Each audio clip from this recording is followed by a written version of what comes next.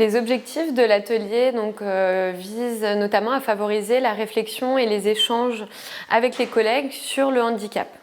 On a également rendre moins tabou le sujet du handicap au travail, développer ses connaissances sur l'emploi des travailleurs handicapés de façon ludique et conviviale, également savoir adopter son comportement avec des collègues en situation de handicap.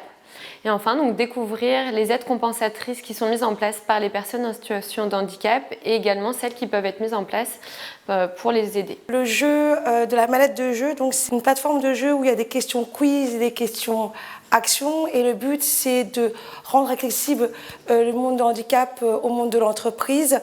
Et c'est un jeu qui se déroule entre 1 heure à 2 heures, avec à peu près une dizaine de personnes pour pouvoir faire 2 équipes. Parmi les personnes souffrant d'une déficience motrice, combien se déplacent en fauteuil roulant?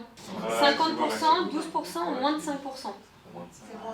Du coup, on sort de notre atelier handicap Parlons-en, réalisé aujourd'hui par Ostra, donc notre centre de médecine du travail, sous forme de jeu. Donc c'est un jeu, c'est ludique, il y a des échanges avec les collègues.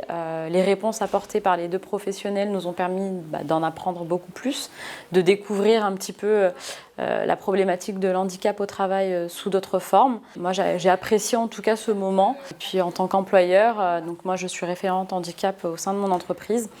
Je trouve que c'est une forme totalement adaptée à cette problématique.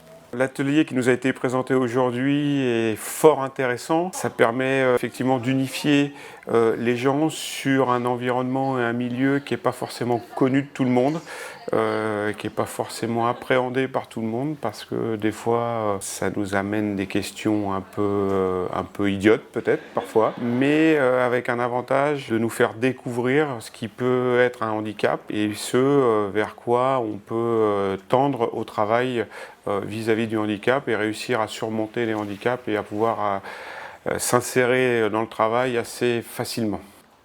4 points. 4 points quand même. Donc on réalise déjà une sensibilisation RQTH auprès de notre personnel terrain, sous forme de Teams. On a demandé à la médecine du travail s'ils avaient une forme un peu plus adaptée à un personnel bureau et ils nous ont proposé cette mallette qu'on a acceptée. Là, on vient de faire un point avec le personnel bureau, ils sont satisfaits de la forme et on est satisfait également. Si vous êtes intéressé par cet atelier, vous pouvez vous rapprocher de votre médecin du travail ou nous contacter directement via le site Objectif Santé Travail.